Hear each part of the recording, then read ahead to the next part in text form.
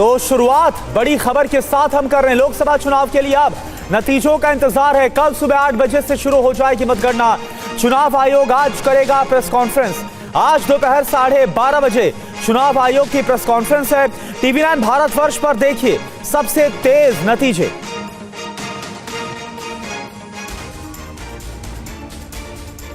देश को अब लोकसभा चुनाव के नतीजों का इंतजार है।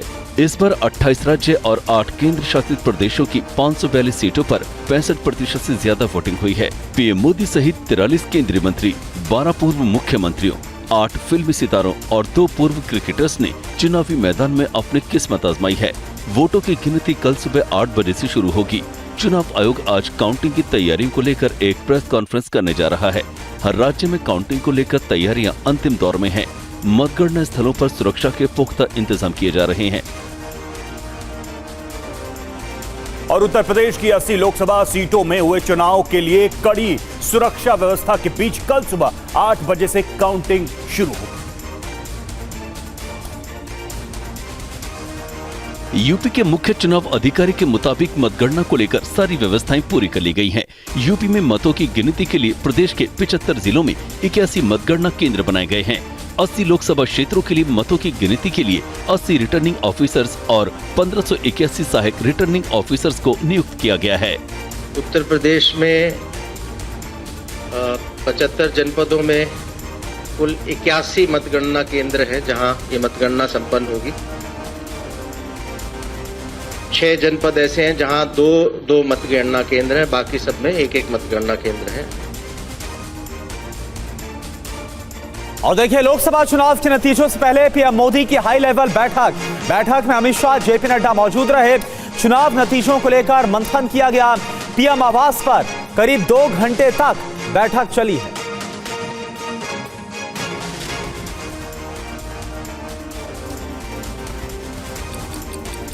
लोकसभा चुनाव के नतीजों से पहले पीएम मोदी ने एक हाई लेवल बैठक की। पीएम आवास पर करीब 2 घंटे चली इस बैठक में गृह मंत्री अमित शाह और बीजेपी अध्यक्ष जेपी नड्डा भी शामिल हुए। इस दौरान आगे की तैयारियों को लेकर मंथन किया गया। वहीं अपने तीसरे कार्यकाल के लिए पीएम मोदी ने 100 दिन का एजेंडा तय करने पर काम शुरू कर दिया है।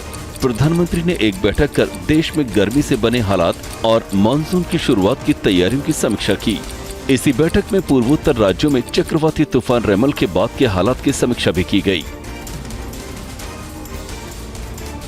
और केंद्रीय वित्त मंत्री निर्मला सीतारमण की अगुवाई में बीजेपी के एक प्रतिनिधि मंडल ने चुनाव आयोग से मुलाकात की और 4 मांगे आयोग के सामने रखी। बीजेपी प्रतिनिधि मंडल ने चुनाव आयोग से मुलाकात में काउंटिंग में लगाए गए हर अधिकारी को ट्रेन करने की मांग की। और छोटी से छोटे विषय जो काउंटिंग प्रोसेस के साथ जुड़ा हुआ है उसको बड़े गंभीरता से, गहराई से और संभल के किया जाए, जिससे किसी भी प्रकार का डिविएशन या बदलाव कोई भी स्टेशन में देश भर में काउंटिंग में ना हो। उधर नतीजों से पहले विपक्षी गठबंधन इंडिया के नेताओं का एक प्रतिनिधिमंडल चुनाव आयोग से मिला और अपनी मांगों को सामने रखा। इंडिया गठबंधन के प्रतिनिधिमंडल ने चुनाव आयोग के सामने 5 मांगे रखी। पहली, पोस्टल बैलेट के रिजल्ट ईवीएम के रिजल्ट से पहले जारी किए जाएं। दूसरी, नियमों के तहत काउंटिंग हो, पर्यवेक्षक इन नियमों को लागू कराएं। तीसरी, मतगणना की सीसीटीवी से मॉनिटरिंग हो और कंट्रोल यूनिट का वेरिफिकेशन हो।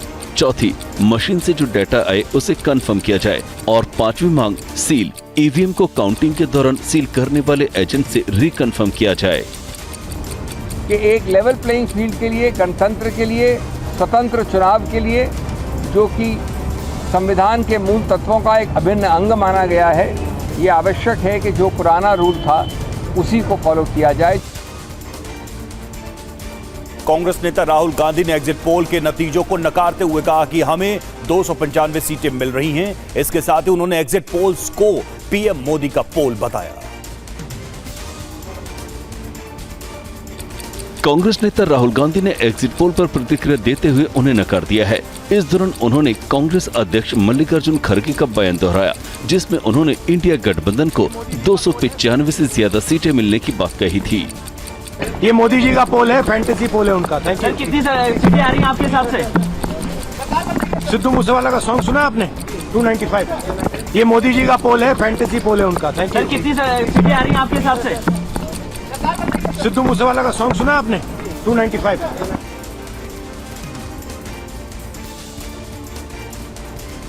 इधर एग्जिट पोल्स के नतीजों को लेकर विपक्ष के लगाए आरोपों का जवाब देते हुए केंद्रीय मंत्री ज्योतिरादित्य सिंधिया ने कहा कि देश की 140 करोड़ जनता पीएम के साथ है। केंद्रीय मंत्री ज्योतिरादित्य सिंधिया ने कहा है कि जिनके पास कोई सिद्धांत नहीं वो पीएम के खिलाफ एक हो गए हैं। जिन लोगों के पास ना कोई एजेंडा, जिन लोगों के पास ना कोई समन्वय, जिन लोगों के पास ना कोई सिद्धांत, जिन लोगों के पास केवल स्वार्थ, वे सब के सब एक साथ हो गए एक व्यक्ति के विरुद्ध, लेकिन भूल गए कि उस एक व्यक्ति प्रधानमंत्री जी के रूप में उनके साथ 140 करोड़ देश की। और पश्चिम बंगाल की बहरामपुर सीट से कांग्रेस उम्मीदवार अधीर रंजन चौधरी ने एग्जिट पोल्स पर कहा कि हिंदुस्तान के आम लोगों की राय से लग रहा है कि इस बार बीजेपी सत्ता से बाहर होने जा रही है। हो सकता है, मैं तो ज्योतिष नहीं हूं, लेकिन आम लोग मतदान दिए हैं। आम लोगों की मतदान के मद्देनजर सारे हिंदुस्तान में मोदी जी और मोदी के सरकार के लिए आज एक बड़ा चुनौती पैदा हो चुके हैं और हिंदुस्तान के आम लोग मोदी जी को सत्ता से बाहर करने के लिए चुनाव में मतदान किए हैं। और वहीं दिल्ली के सीएम अरविंद केजरीवाल ने सभी एग्जिट पोल्स को फर्जी करार दिया।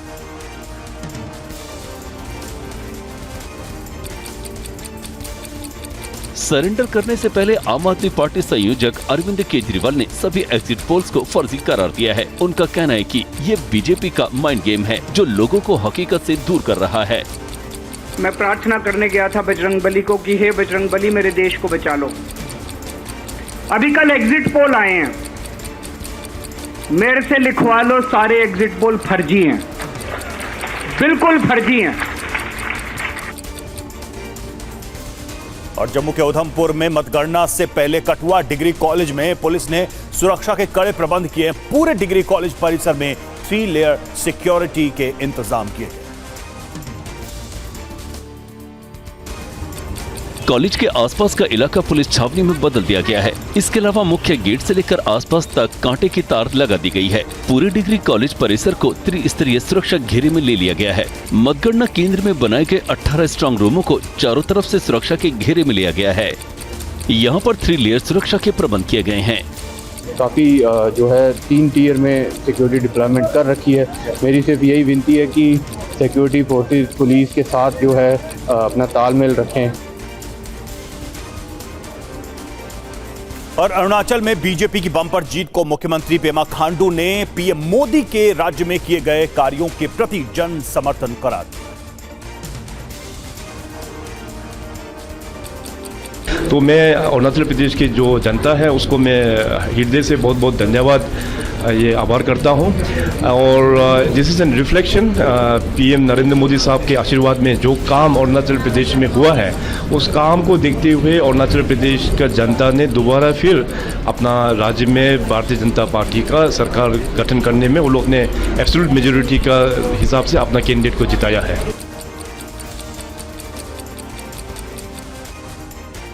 और इस बीच बड़ी खबर आपको बताएं, अरविंद केजरीवाल दिल्ली के सीएम ने कल तिहाड़ जेल में सरेंडर किया और जानकारी ये सामने आ रही कि कोर्ट ने 5 दिन की न्यायिक हिरासत में अरविंद केजरीवाल को भेजा है।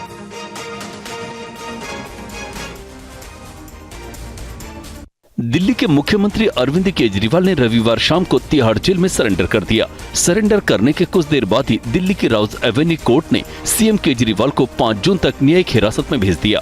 5 जून को ही राउज एवेन्यू कोर्ट केजरीवाल की अंतरिम जमानत याचिका पर भी फैसला सुनाएगी। सरेंडर करने से पहले उन्होंने आम आदमी पार्टी के दफ्तर में कार्यकर्ताओं से मुलाकात की और कहा कि मैं देश बचाने के लिए जेल जा रहा हूँ, मुझे नहीं पता कब वापस आऊंगा, वहाँ मेरे साथ क्या क्या होगा मुझे नहीं पता। और आम आदमी पार्टी सांसद संजय सिंह ने कहा है कि केजरीवाल को झूठे केस में फंसाया गया है। आम आदमी पार्टी सांसद संजय सिंह ने दावा किया कि केजरीवाल के खिलाफ ये मामला कोर्ट में नहीं टिकेगा, जेल का ताला टूटेगा, आपका नेता छूटेगा। आम आदमी पार्टी का एक एक कार्यकर्ता, पूरा देश इस बात को जानता है कि अरविंद केजरीवाल को जो सजा दी जा रही है वो सजा सिर्फ इस बात के लिए दी जा रही है कि देश के पहले मुख्यमंत्री हैं आजादी के बाद जिन्होंने जनता के लिए काम किया, दिल्ली वालों के लिए काम किया। बीजेपी नेता मनोज तिवारी ने अरविंद केजरीवाल पर तंज करते हुए कहा कि दिल्ली के लोगों ने अरविंद केजरीवाल को ठुकरा दिया। बीजेपी नेता मनोज तिवारी ने अरविंद केजरीवाल को दिल्ली का विलन करार दिया है।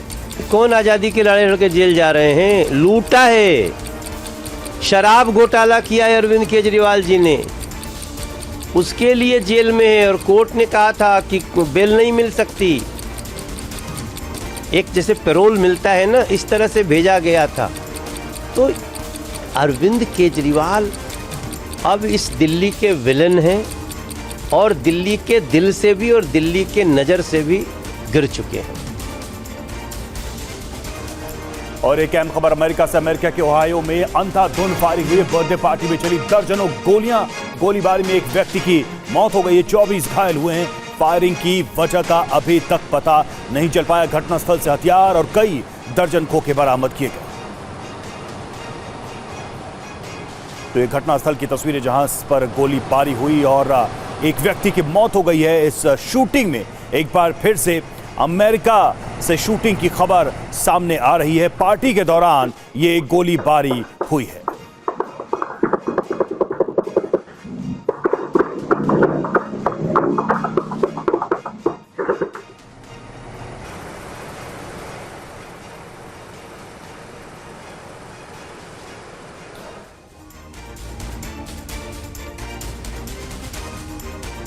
खबर संदेश खाली से। पश्चिम बंगाल के संदेश खाली में एक बार फिर से संग्राम हो गया है। महिलाओं और पुलिस के बीच यहां पर झड़प हुई है। एक आरोपी को पकड़ने गई थी पुलिस और इसी दौरान संदेश खाली में जमकर बवाल हो गया। तस्वीरें संदेश खाली की अगरहटी गांव की हैं, जहां महिलाएं रैपिड एक्शन फोर्स के साथ भिड़ गई। प्रदर्शनकारी महिलाओं के लिए लौटने के सिवा कोई चारा नहीं, क्योंकि दोनों तरफ पानी था। धक्का मुक्की के दौरान कई महिलाएं पानी में गिरी, लेकिन पुलिस के साथ भिड़ती रही। सड़क जाम कर रही प्रदर्शनकारी महिलाओं को हटाने के लिए पुलिस ने लाठीचार्ज किया।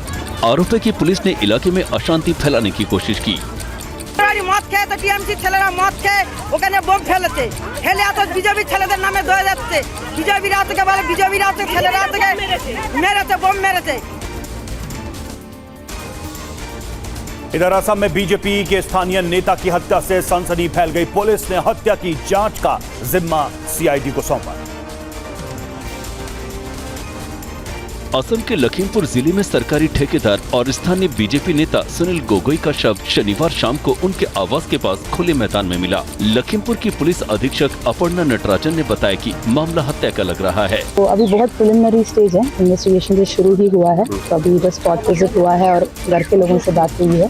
तो अभी बाकी दिन में जब फॉरेंसिक एग्जामिनेशन होगा और पोस्टमार्टम एग्जामिनेशन होगा, बाकी तो तभी बता पाएंगे। पुलिस महानिदेशक जीपी सिंह ने सोशल मीडिया पर एक पोस्ट में बताया कि जांच को आगे बढ़ाने के लिए सीआईडी और फॉरेंसिक साइंस लेबोरेटरी की एक टीम ढकू अखाना भेजी गई है। इधर बेंगलुरु में रविवार को आई तेज आंधी और बारिश के बाद मुश्किलें काफी बढ़ गई हैं। कई जगहों पर जल भराव से यातायात प्रभावित हो गया। बेंगलुरु में तेज आंधी और बारिश की वजह से कई इलाकों में भारी नुकसान हुआ है। कई जगह आंधी से पेड़ उखड़कर गिर गए। तेज बारिश की वजह से ट्रिनिटी मेट्रो स्टेशन पर भी कुछ पेड़ गिरने के कारण सेवाएं बाधित रही। तो बारिश की वजह से कई जगहों पर जल जमाव हो गया, जिसकी वजह से कई जगहों पर लंबा जाम लग गया। सड़कों पर वाहन रेंगते नजर आ रहे हैं। कई निचले इलाकों में पानी भर गया है। मौसम विभाग ने अगले कुछ दिनों तक बेंगलुरु में बादल छाए रहने और गरज के साथ बारिश होने की आशंका जताई है। और उत्तराखंड के जंगलों में एक बार फिर से आग फैल रही है। जंगलों में आग से स्थानीय लोगों को भारी परेशानी का सामना करना पड़ा। रविवार को बद्रीनाथ मार्ग पर जोशीमठ से 3 किलोमीटर पहले जंगल में भीषण आग लग गई। आग की खबर मिलते ही अग्निशमन विभाग और वन विभाग के कर्मचारी मौके पर पहुंच गए। आग इतनी भीषण थी कि पहाड़ों के जंगल इसकी चपेट में आ गए। आग से उठने वाले धुएं के चलते सड़क मार्ग प्रभावित हो गया है। जंगल में आग लगने से आसपास के इलाकों में धुआं छा गया है।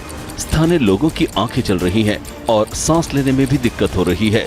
जंगल में लगी आग के धुएं के चलते सड़क मार्ग पर लंबा जाम लग गया है।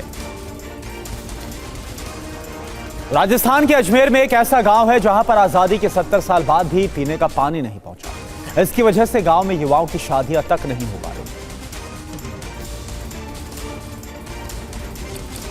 तस्वीरें अजमेर के बलवंता गांव की हैं, जहां प्रचंड गर्मी के बीच महिलाएं पानी के लिए जद्दोजहद कर रही हैं। आजादी के 7 दशक बाद भी यहां के लोग पीने के पानी के लिए तरस रहे हैं। हालत ये है कि दूसरे गांव के लोग यहां शादी करने से भी कतराते हैं। पीने को पानी नहीं है, इसलिए महिलाएं या नए जो रिश्ते हैं वो यहाँ पर होने से लोग बाग कतराते हैं। ऐसे में इस बार पूरे गांव ने ही चुनाव का बहिष्कार किया, लेकिन फिर भी कोई सुनवाई नहीं हुई। किसी भी प्रशासनिक अधिकारी या राजनीतिक पार्टी के प्रतिनिधि ने यहाँ पर आकर हमारी स्थिति को नहीं जाना है, न हमारी समस्या को पूछा है। इंदौर पुलिस ने ड्रग्स माफियाओं पर शिकंजा कसना शुरू कर दिया है। पुलिस ने ड्रग्स की सप्लाई करने वाले माफिया का पता लगाया है।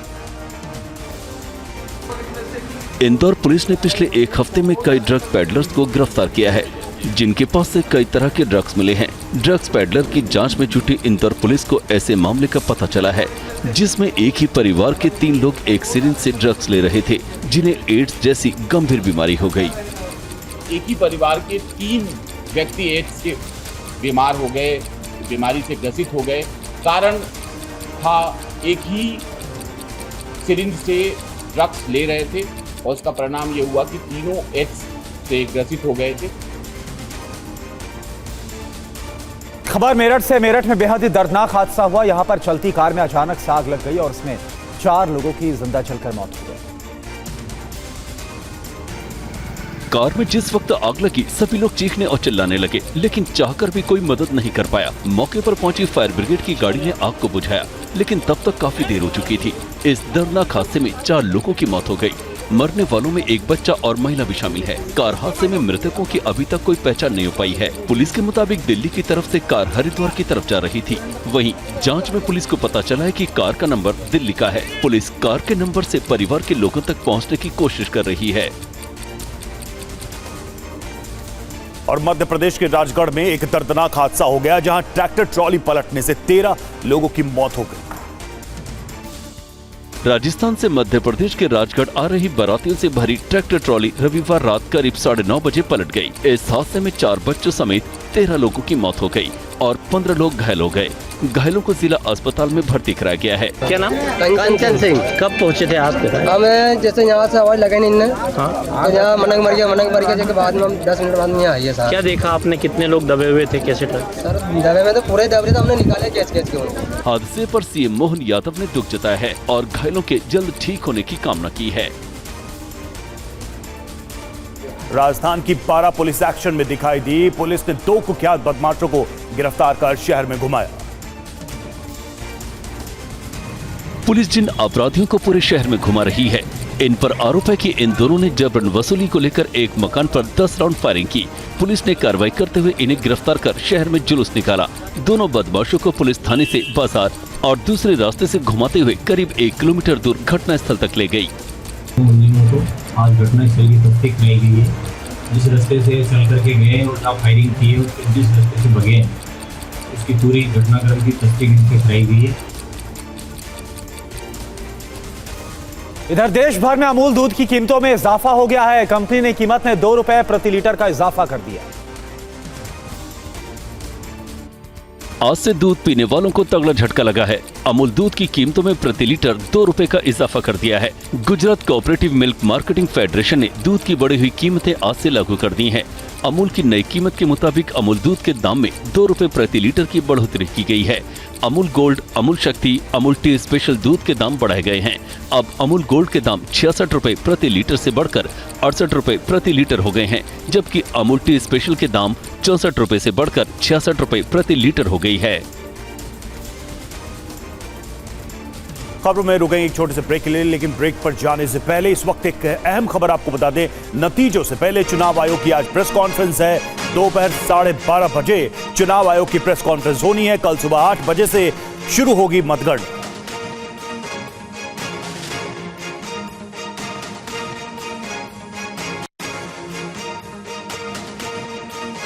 मथुरापुर के एक बूथ पर फिर से मतदान हो रहा है।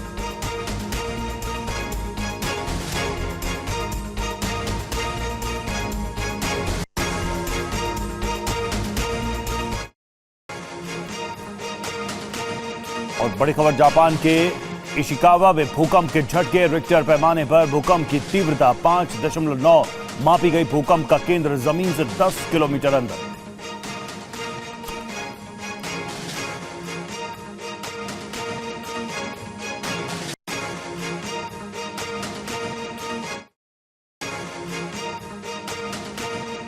मध्य प्रदेश के राजगढ़ में भीषण हादसा। ट्रैक्टर ट्रॉली पलटने से 12 जा रहे 13 लोगों की मौत, 16 घायल, कई की हालत गंभीर।